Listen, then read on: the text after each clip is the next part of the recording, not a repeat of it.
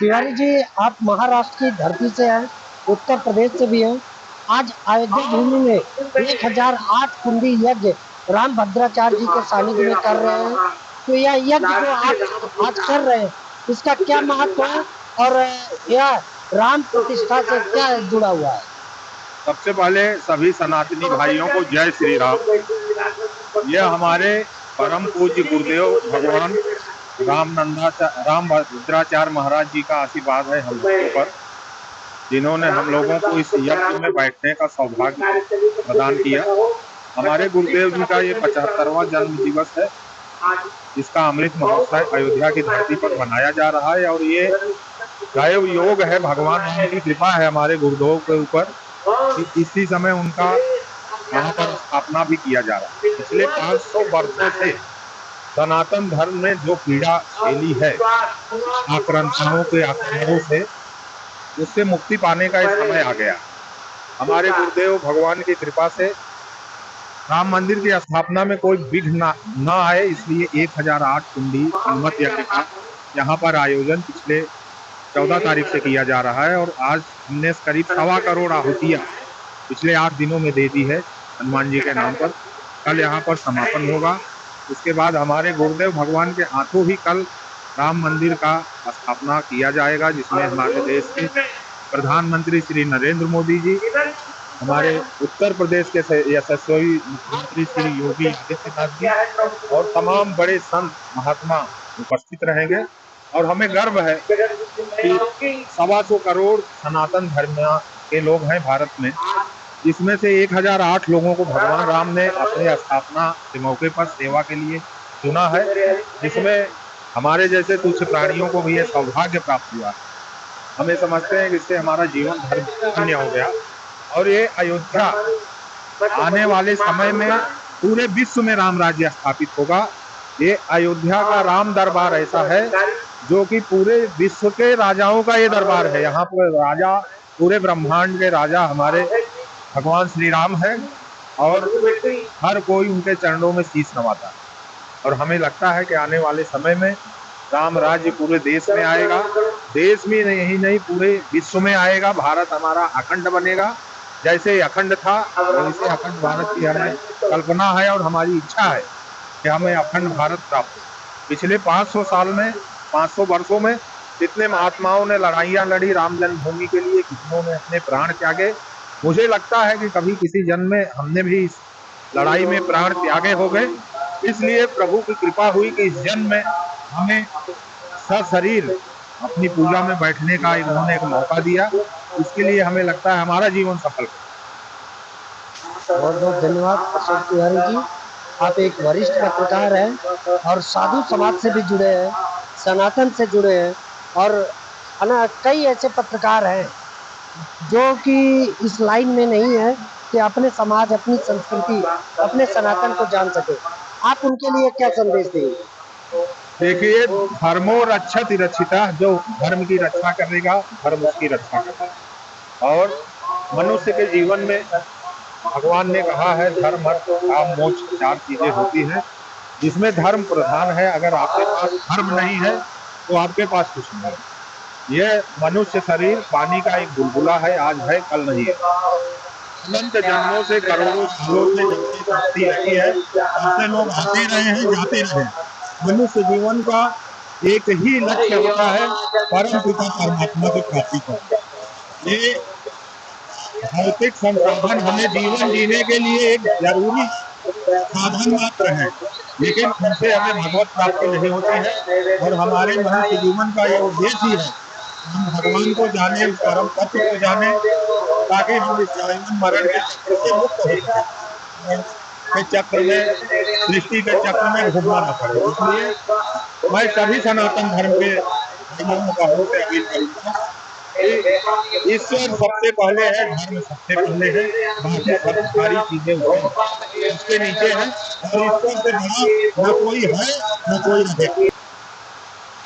महाराज जी, आज 1008 कुंडी यज्ञ यहाँ अवध में हो रहा है, तो इसका क्या महत्व है? और अवधपुरी में भगवान राम का प्राण प्रतिष्ठा कल है, बड़ी जोरदार स्वागत और तैयारियां चल रही है। ये तो बड़े ही सौभाग्य की बात है हम सभी लोगों के लिए।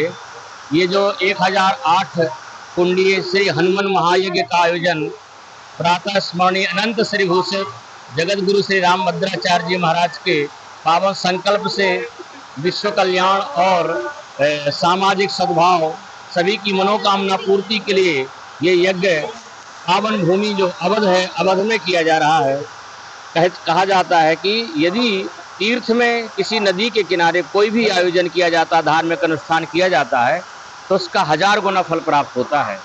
इसीलिए ये अवध धाम है। सप्तपुरियों में से सबसे पहले अवध का नाम आता, अयोध्या का नाम आता। अयोध्या मथुरा माया काशी कांची अवंतिका पुरी द्वारावती चैव सप्तैता मोक्षदायका। ये मोक्षदायक नगरी है अयोध्या।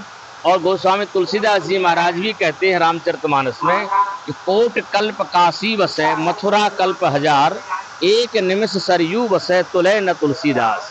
माने कोट कल्प काशी का वास और मथुरा का वास कई गुना फल देता है, लेकिन एक क्षण यदि सरयू के किनारे अयोध्या में रह लिया जाए तो ये अनंत गुना फल देने वाला होता है। इसलिए पावन भूमि में यह यज्ञ का आयोजन हो रहा है। इसमें लगभग 1200 विद्वान ब्राह्मण इसमें वर्णित हैं और इतने ही यजमान इसमें आहुति डाल रहे हैं। इस यज्ञ में हमें उपाचार्य का पद प्राप्त हुआ है। श्री बद्रीनाथ वाले परम पूज्य महाराज श्री के यज्ञ जो देश के अमरवीर बलिदानियों की पुण्य स्मृति में होते हैं, 40 यज्ञों का आचार्यत्व करने का हमें सौभाग्य प्राप्त हुआ। बीच में जो समय मिलता है तो देश के अनेकों प्रांतों में जाकर के राम कथा, कृष्ण कथा, शिव कथा, दुर्गा जी की कथा कहने का अवसर प्राप्त होता है। महाराज जी, आप बताएंगे कि ये जो 20 सेकंड का प्राण प्रतिष्ठा में अमृत काल कहा जा रहा है, ये क्या है, हमारे दर्शकों को बताइए। ये ज्योतिष के अनुसार तो जैसे बनारस के विद्वानों ने एक बहुत ही वृद्ध जो ज्योतिषी हैं उन्होंने ये मुहूर्त बनाया है। और ये 12 बजे का जो मुहूर्त होता है, 12 बज करके जो 19 मिनट का, ये इसको अभिजित मुहूर्त भी कहते हैं, क्योंकि भगवान राम का जो प्रादुर्भाव हुआ था वो 12 बजे ही हुआ था। इसको अभिजित, वामन भगवान का जो अवतार हुआ था, वामन भगवान ने वो अवतार लिया था, वो भी 12 बजे दोपहर में अवतार हुआ था। तो ये अभिजित मुहूर्त होता है, मध्याह्न संध्या होती है ये, इसलिए इस मुहूर्त का स्वयं सिद्ध मुहूर्त होता है ये। और फिर अमृत काल भी इसमें बन रहा है, इसलिए इस मुहूर्त का तो विद्वानों ने बहुत बड़ी प्रशंसा की है, इसलिए इस मुहूर्त के लिए चुना गया है ज्योतिषियों के द्वारा। ये प्राण प्रतिष्ठा होने के बाद जी कहा जाता है कि भगवान राम का राम राज्य आ जाए। जी जी राम राज्य कैसा होगा, वह विपक्षी कुछ लोग कटाक्ष कर रहे हैं, कुछ तो शंकराचार्य हैं जो कि इसका विरोध भी कर रहे हैं कि मंत्रोच्चारण और वेद पाठ से नहीं किया जा रहा है। नहीं, ये बात तो जो जिन्होंने ये मुहूर्त निकाला उनसे जब ये बात कही गई कि भाई आप जब मुहूर्त नहीं था तो जैसे लोग कह रहे हैं, मैं नाम किसी का नहीं लूँगा, लेकिन जो कह रहे हैं विपक्ष के या और अन्य धर्माचार कि मुहूर्त नहीं है, तो उन्होंने आपने मुहूर्त कैसे बनाया? तब उन्होंने उसका बड़ा सुंदर जवाब दिया कि भाई हमको लगभग उनकी 80 साल से ज़्यादा आयु है जिन्होंने मुहूर्त बनाया। उन्होंने स्वयं कहा है कि भाई हमें न किसी राजनीति से मतलब है, न प्रधानमंत्री मोदी जी से मतलब है, न विपक्ष के किसी नेता से मतलब है। हमारे पास तो मुहूर्त पूछने आए थे और हमने जो मुहूर्त है वो बनाया। और तो लोगों ने कहा कि आपने फरवरी में क्यों नहीं बनाया, या मार्च में क्यों नहीं बनाया, अप्रैल में क्यों नहीं बनाया? बोले फरवरी में कोई मुहूर्त नहीं है, मार्च में कोई मुहूर्त नहीं है। तो फिर पूछने वाले ने कहा कि आपने अप्रैल में क्यों नहीं बनाया? बोले इतनी सारी व्याख्या हम क्यों करें, जब आप अप्रैल में आओगे तब हम उस समय का बताएंगे। कहा जाता है कि हर मुहूर्त का दिन अदली बदली होते रहता है, लेकिन सूर्य भगवान का जो मकर संक्रांति है वह अपना जगह, दिन, तारीख, समय नहीं बदलता है। अंग्रेजों ने या कैलेंडर में नहीं बदल पाया। क्या वही मुहूर्त आज भगवान श्री राम के राम प्रतिष्ठा में भी देखा जा रहा है? देखिए, हर बार हम लोग चाहे जो बोले चाहे जो कहें, कहते रहेंगे, लेकिन सच यही है कि जो भगवान को राम कीन चाहे सोई होई, करे अन्यथा अस नहीं कोई। माने भगवान ने जो चाहा है, जब जो जिसके द्वारा चाहा उसी के द्वारा उसी समय में कार्य होना है। और शास्त्रों में भी कहा तदेव लग्नम सुदनम तदेवो ताराबलम चंद्रबलम तदेवो विद्याबलम दैवबलम तदेव। माने भगवान का जो कार्य जब किया जाए वो अपने आप सारे मुहूर्त, जैसे भगवान राम के जन्म का जब समय आया तो योग लगन ग्रह बार्ध थी सकल भय अनुकूल। अपने आप अनुकूल हो जाते हैं। तो मर्यादा पुरुषोत्तम भगवान राम आज तो कल अभिजित मुहूर्त में मंदिर में विराजमान जा रहे हैं, जो कि एक बहुत ही हम लोगों के लिए खुशी का अवसर है। और पूरे भारतवासियों को, भारत के अलावा अन्य देशों में जो हमारे सनातन धर्म अवलंबी रहते हैं, उनके लिए बड़े ही गौरव की और प्रसन्नता की बात है। हम लोग सभी बहुत बहुत अपने आप को धन्य मान रहे हैं। बहुत बहुत धन्यवाद।